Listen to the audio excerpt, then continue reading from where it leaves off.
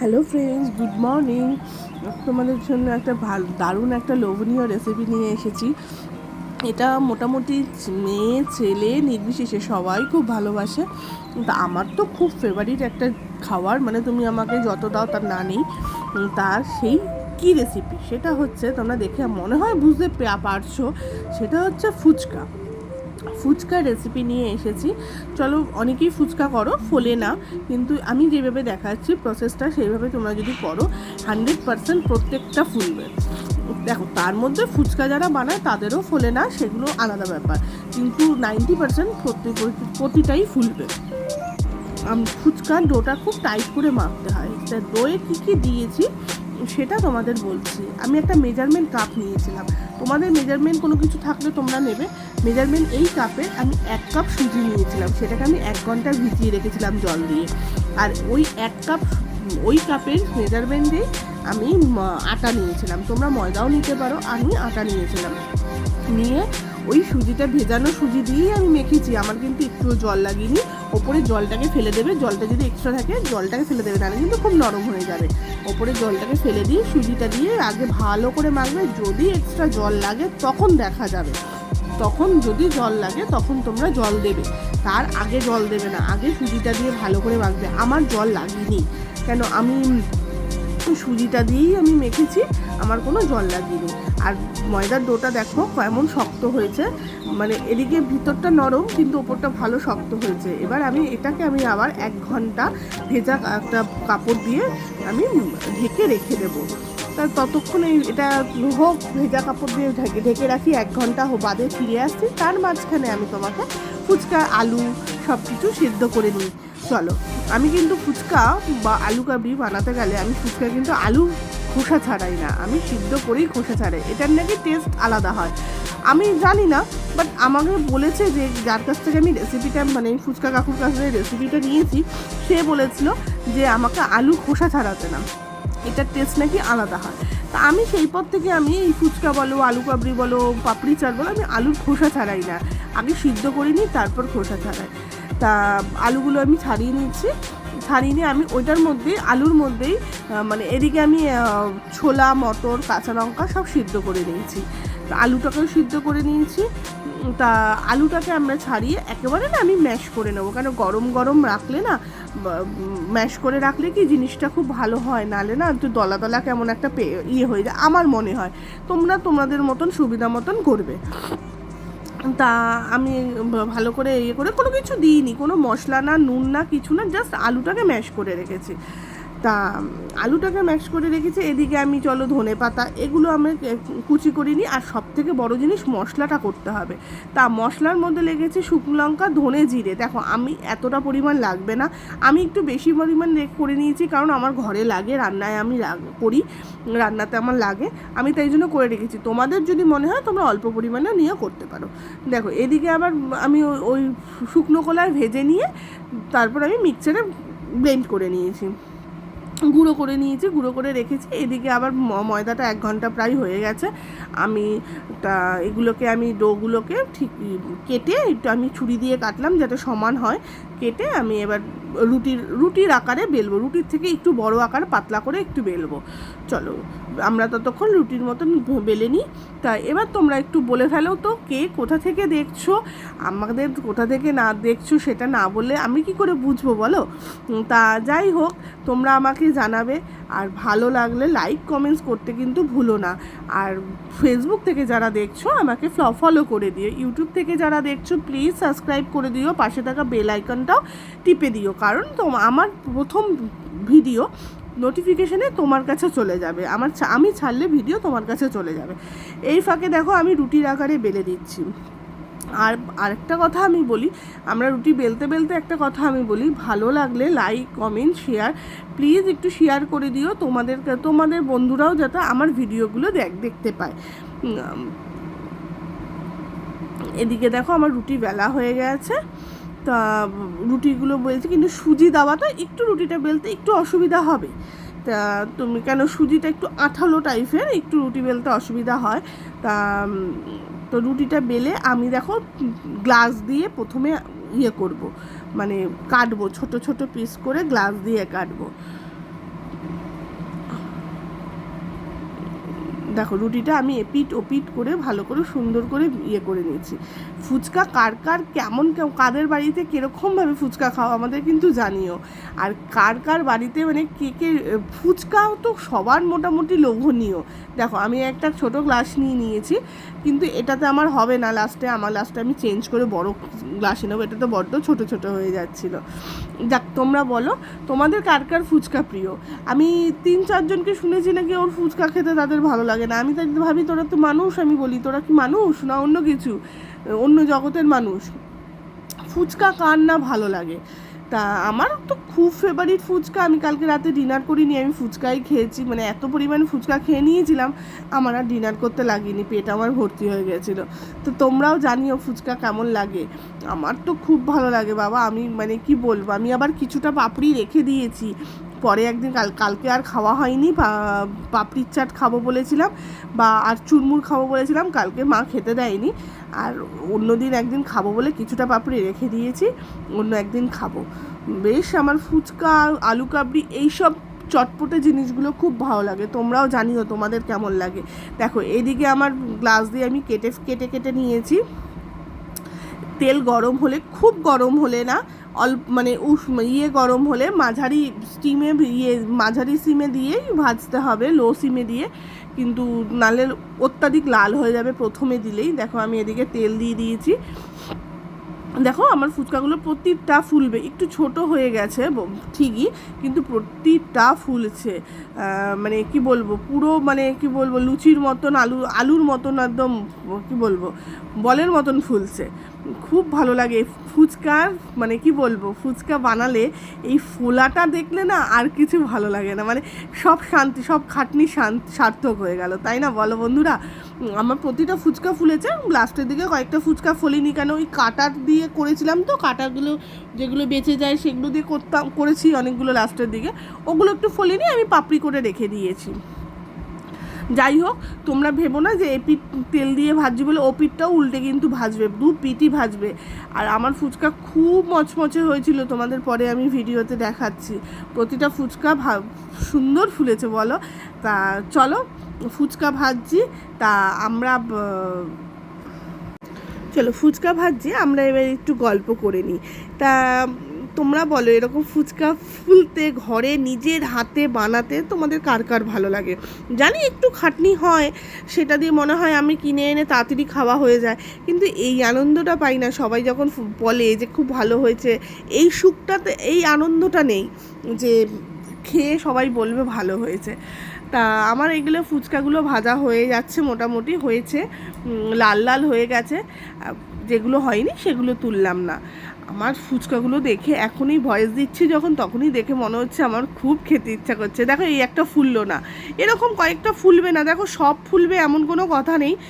আমরা তো প্রপার একদম ফুচকা বানাতে পারি না, কিন্তু আমাদের কাছে এই যে ফোলা, এটাই আমাদের কাছে অনেক, সত্যি কথা বলতে কি, তাই তো বন্ধুরা?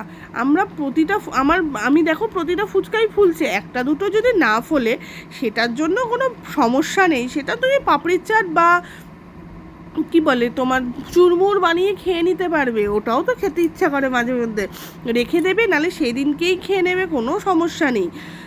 আমি যেমন রেখে দিয়েছি, প্লাস্টিকে মুড়িয়ে আমি রেখে দিয়েছি, আমি পরে খাবো। একদিনে তো সব দুটো খাওয়া সম্ভব হয় না, পরে আমি খাবো। তোমরাও তাই করবে, সব ফুচকা ফুলতে হবে এমনকি যারা ফুচকার বিজনেস করে তাদেরও কিন্তু সব ফুচকা ফোলে না, তাহলে চুরমুরটা আমাদের দেয় কোথা থেকে, আমাদের ফাও দেয় কোথা থেকে, তাই না বন্ধুরা? তো ওদেরও ফোলে না। তা আমরা প্রফেশনাল না হয়ে যদি আমাদের ফুচকা ফোলে, তাহলে আমাদের কাছে এটাই অনেক, আমাদের কাছে। চলো এই দেখো ফুচকাগুলো ফুলছে না, এগুলো এদিকে মানে লাস্টের দিকের ফুচকাগুলো ফুলছে না। তা ধারের দিকে যেগুলো হয় সেগুলো না ফুলতে চায় না, মাঝখানেরগুলো খুব সুন্দর ফুলে যায়। তা এই ফুচকাগুলো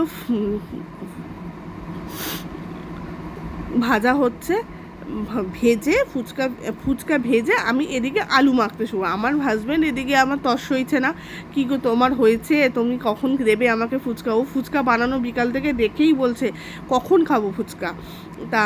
তাই জন্য আমি বললাম দাঁড়াও, এই দেখো আমি একটু বড় করে বেলেছি এবার। কেন ওই ফুচকাগুলো বড্ড ছোট লাগছিল আমার, তাই জন্য একটু বড় করে ফেলেছি। এই ফুচকাগুলো প্রতিটা ফুলবে, কিন্তু এই তোমাকে কিন্তু একটা একটা করে ছাড়তে হবে। ফুচকা ভাজতে গেলে একটু ধৈর্যের দরকার। একটা একটা দেখো প্রতিটা ফুচকা ফুলেছে।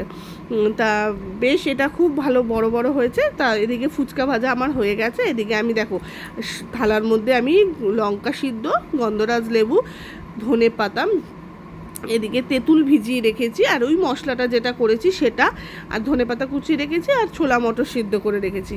আমি কিন্তু একটা ছোট্ট হাঁড়ি নিয়ে এসেছি, সেটাতে তেঁতুল জল করব। আমার খুব ভালো লাগে প্রপারভাবে ফুচকা করব। এদিকে বিট লবণ আর প্লেন লবণ নিয়েছি। আলুটা তো ম্যাশ করে রেখেছি, তোমরা তো তোমাদের আগেই দেখিয়ে দিয়েছি। চলো এবার একটু টক জল বানিয়ে নিই। তা টক জল বানানোর জন্য সবার প্রথমে লাগবে প্লেন জল দেবো। জল দিয়ে এবার তেঁতুলের কাতলা বানিয়ে নেবো। তেঁতুল যে ভিজিয়ে রেখেছিলাম সেই তেঁতুলের কাতলা বানাবো। টক জলটা দারুণ হয়েছিল, আমার খুব ভালো লেগেছে। এবার তেঁতুলের কাত বানাচ্ছি।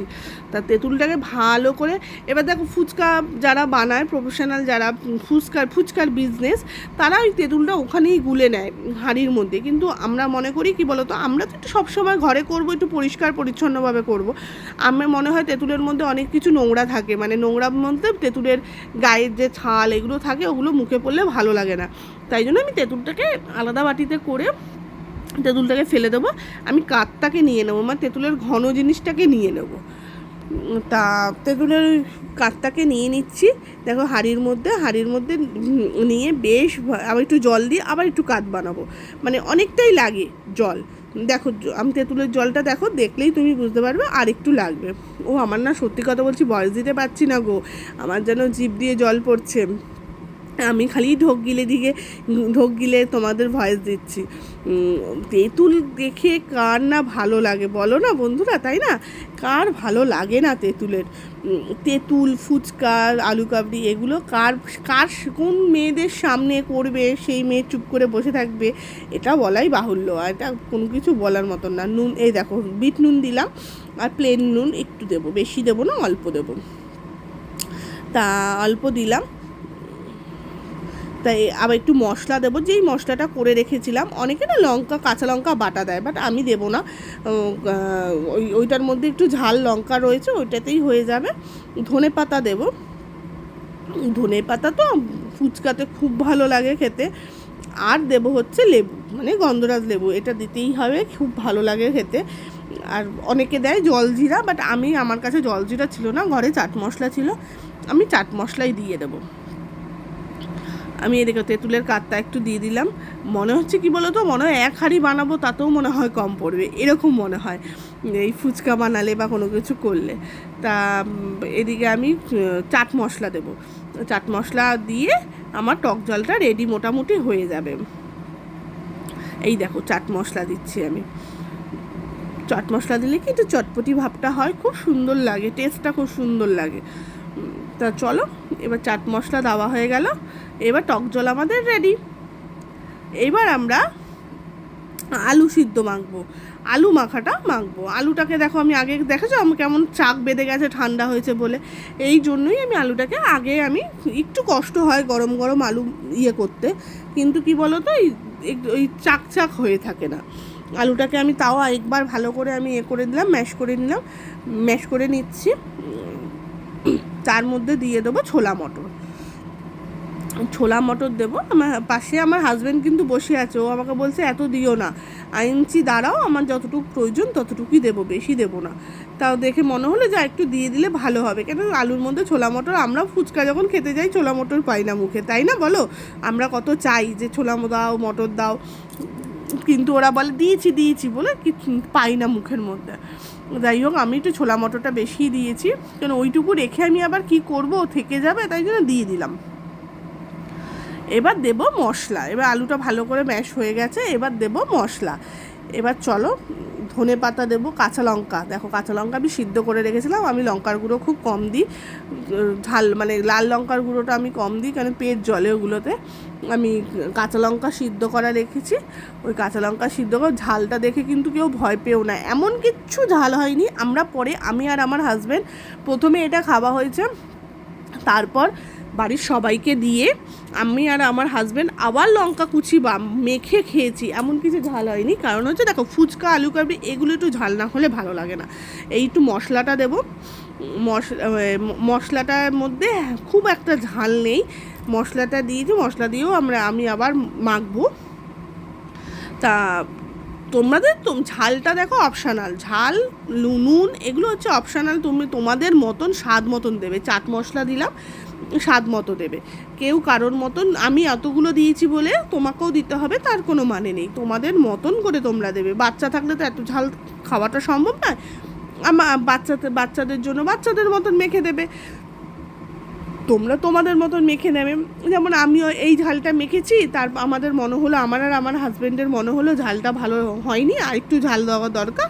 বাড়ির লোক যারা খাবার খেয়ে নিয়েছে তারপর আমরা আর একটু ঝাল মেখেছি, আরও 4টে না 5টা কাঁচা লঙ্কা কুচি, লঙ্কা সিদ্ধ আর ছিল না, কাঁচা লঙ্কা কুচি করে মেখেছি। ধনে পাতা দিলাম, একটু একটু বিট লবণ দেবো, একটু প্লেন লবণ দেবো,